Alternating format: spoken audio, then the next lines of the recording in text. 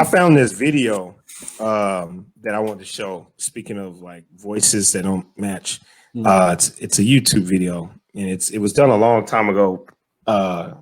It was about a reporter who was laughing at the guest on the show that had these very weird voices.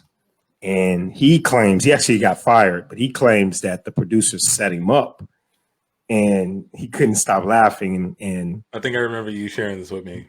Yeah. So if y'all don't mind, I can show you. Please, always. If it's the one I'm thinking of.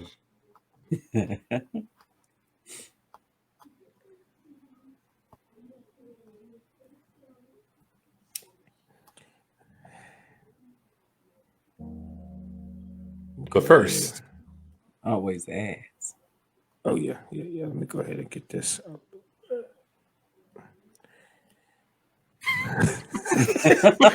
Brought to you by Windows Movie Maker. I'm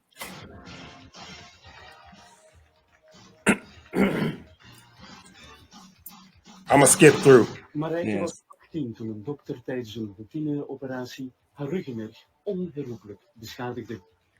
Valère werd het slachtoffer van een verstrooide assistent. Ik ben bij Boomerang en vandaag zullen we het hebben over medische blunders. Wat is er precies gebeurd bij jou, Marijke? Pause real quick. So for anyone listening on the audio version, imagine like a 90s daytime talk show, a la your, maybe not Jerry Springer, but maybe what, Ricky Lake or something? Yeah, Ricky Lake, Geraldo, yeah, something like that, right? And this guy is saying that he's interviewing these people who were hospitalized for something. And I guess they're about to speak now. Ik ben geopereerd en mijn humeur is geraakt.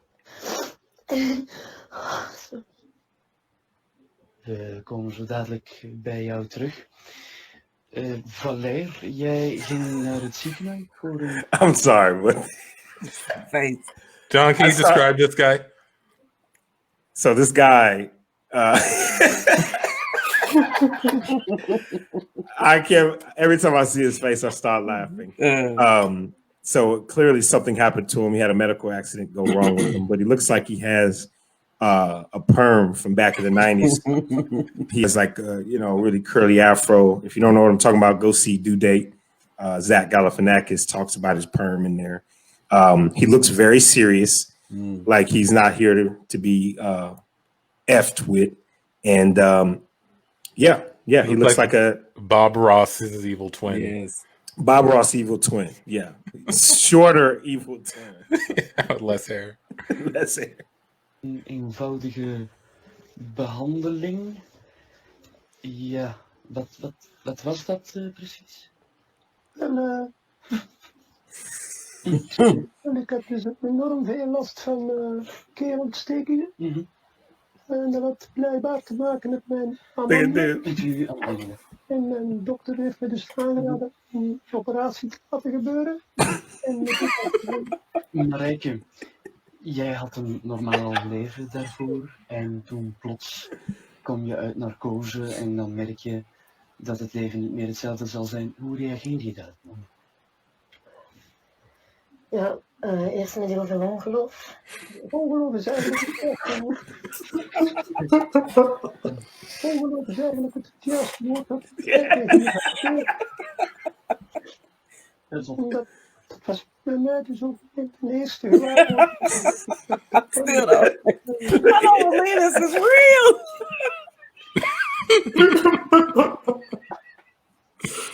Excuseer.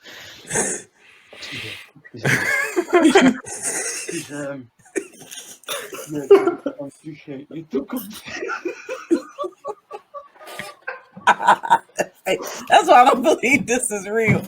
Nobody else is laughing. Nobody else is laughing in that studio. That's why it's funny.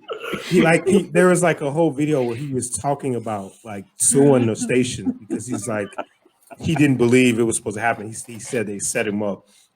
But yes, so for people listening, the guy had an issue with his tonsils and he came out of surgery and his voice now he sounds really high pitched like he hasn't hit puberty.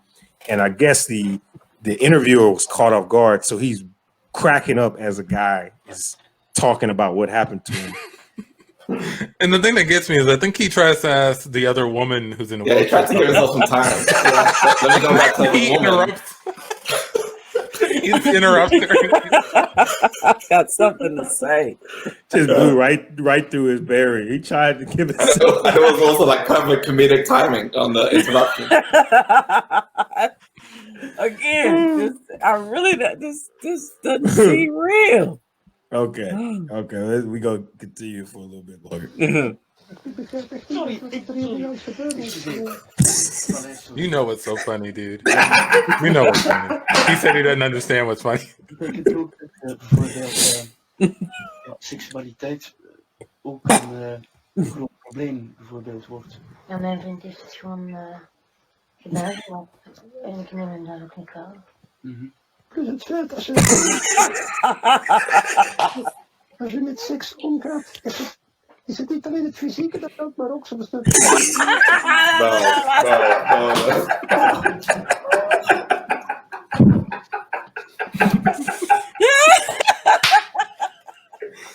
Sweet talking with that voice would be hilarious. It'd be hilarious. Oh my God. And just the skill. This should be like a picture in my office. He just loses it. Just losing it. The camera's on national television, and he just laughed at one of his guest face. Which I side with him, man. I would have laughed, or I empathize with him. I empathize with the other guy, but everyone does. But come on, man. If you didn't expect that, like kind of like you said about the guy at your job, right? Like I'm sure, he's had something like this happen to him before. I mean, I'm kind of in the camp that it was a setup. Like I do think. I'm telling you, man. Like why did they put that sexuality question in the card? Come on. No way. No way he'll survive after that. That's what I said. I'm with him, man.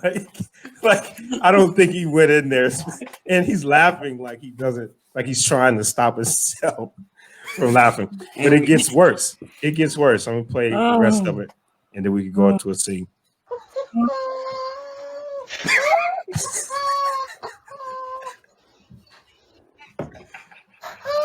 Ja, ik voel dat dit echt niet kan worden. Nee, we moeten nog antwoorden op niemand. Dat is mij liever.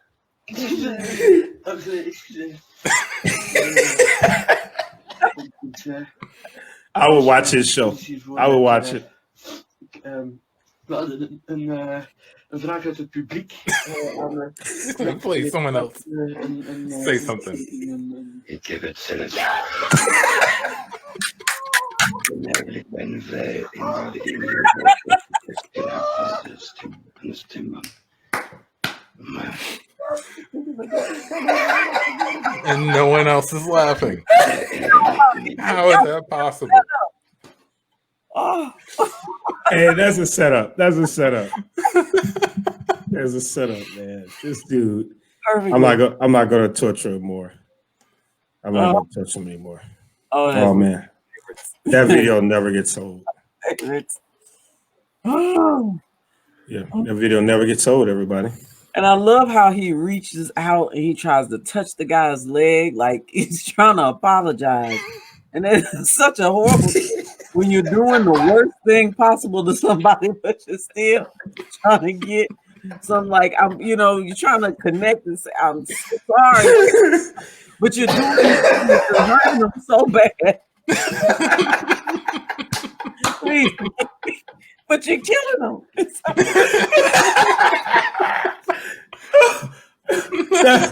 And he got fired right after that. So imagine he had to deal with that. And then he lost his job. And that was the last thing he did at that job was he laughed at people and tortured those people, man. I don't know, man. I'm with him, man. I think he got set up and you should be able to laugh, man. You should be able to laugh. It was involuntary. It seemed involuntary. Yeah, but you have to set the example. When you're the host of the show, you got to set the example. This is so much wrong when you lose it. You expect that from the audience, but you're you're supposed to be the calm down everywhere. You're the teacher in the class, right? You can't. Teacher in the class. True. Sometimes teachers break. Oh, those are the best times ever. Exactly. That was one of the greatest. I would have loved to have seen that go another season. I would have watched him. I would have been a fan after seeing it. He's real, right? He's real. You can't always hold everything together. You be busting at the seams and doing drugs. That guy. That was classic, man. I don't think he could have been written funnier than that. It was so perfect. I feel like it was written now. You said you feel like it was written? I feel like it was written. It was just so. It was beautiful. It was beautiful. Yeah. That's a con. Lightning. It was great. I don't believe it was real. Yeah. And we got to a principal's office. All right, teachers. Called you in here because I received a few complaints from the students, actually. The students, and I take feedback from the students very seriously. And what I'm hearing is that each one of you have been laughing at some of the students in your class. You guys have to set the example.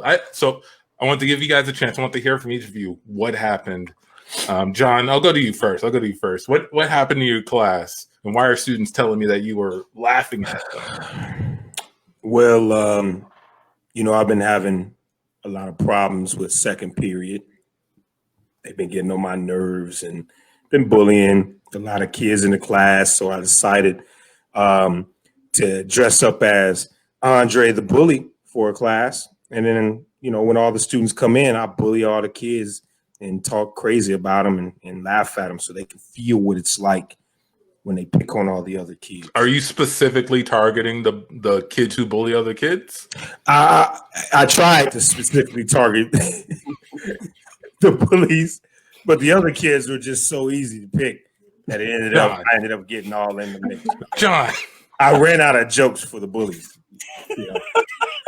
John, you're supposed to be setting an example. You can't just start making fun of the same kids they're making fun of. It makes it look like it's okay. Listen, I tried, all right? Those kids might have gotten bullied by me, but I stopped the bullying from those other kids. Maybe what you said wasn't too bad. Do you remember anything you said to any of the kids? I mean, I was talking about people's mama. One dude, his shoes was flopping. I know they going bad on him financially, but it was just easy target when I saw his shoes. You know what I mean? Jeez. Anyway, I'm sorry, Principal Antoine. Yeah. I was laughing so hard in my class because I passed by John's class, and he has a student in there who has a really bad case of acne, and he called that boy Spotty Pippins. I couldn't take it. John, you did not.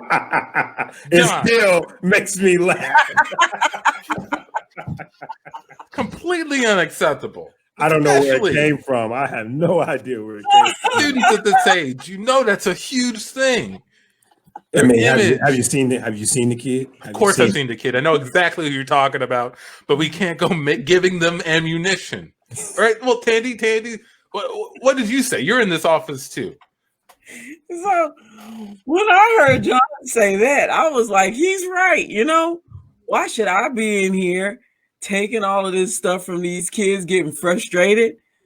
I got a pretty cool vocabulary, and I was pretty good at capping on people when I was younger. So while they were taking a test, quiet as could be, like everything was perfect. I just let loose on them. During a test? Yeah. I got my degrees. What did you do? I told them I got my degrees. I think I saw her wrote, I got my degrees on one of the dude's tests that failed. Dude, it was crazy. I've never seen something so humiliating in my life. Tests are super stressful for these kids. You laughing at them giving their best is not going to help their confidence. You're still laughing, Danny. I'm sorry. This is serious. You know, I just carry my high school diploma, my college diploma in my book bag now. I don't even grade work. Kids come up to me, they ask me a question, I just pop it open and go, ah. You can at least show them that that's what they're aiming for, right? And I tell them, there was no pandemic when I was in high school. I had a prom. You know what I mean? The world hates them, right? That's just crazy, right? I mean, kids, they live for this prom. You can't hold that over them. Oh, I've been waiting for 23 years to laugh. Thank you, John. Thank you. All right, Amici, come on. You're one of my best teachers at this school. I'm assuming. Yeah, I was assuming it was a misunderstanding. What happened in your class? Well, you know, I teach phys ed. A couple of the kids were picking on one of the other one, you know, little Timmy. And I was like, I know little Timmy. I was like, hey guys, why are you picking some of your own sides? You know? Meaning me. So they actually tried it, you know, so I had to wrestle with them a little bit. What? I actually did pretty good. I won. You wrestled with them. It was like Battle Royal in there when I stepped through, man. He was I mean, they started everywhere. Did they attack you? I don't know who attacked who. It just happened. You know? But anyway, you have to know this, Amici. We're talking about physical contact with students. You have to know exactly what happened. That's a last straw in any situation. Do you just want to watch a video? I recorded it. How did you record it if you were in the confrontation? I had a camera set up. I'm selling for DVDs for $5. If you want one, you can have one. Amici, first of all, no one's buying DVDs anymore. I've sold 12 already. Yeah, I bought. Yeah, I'm gonna buy some. And scene. The barbershop will love those. Pop trunk. Yeah, got some teachers beating up students. Got 5 for 2.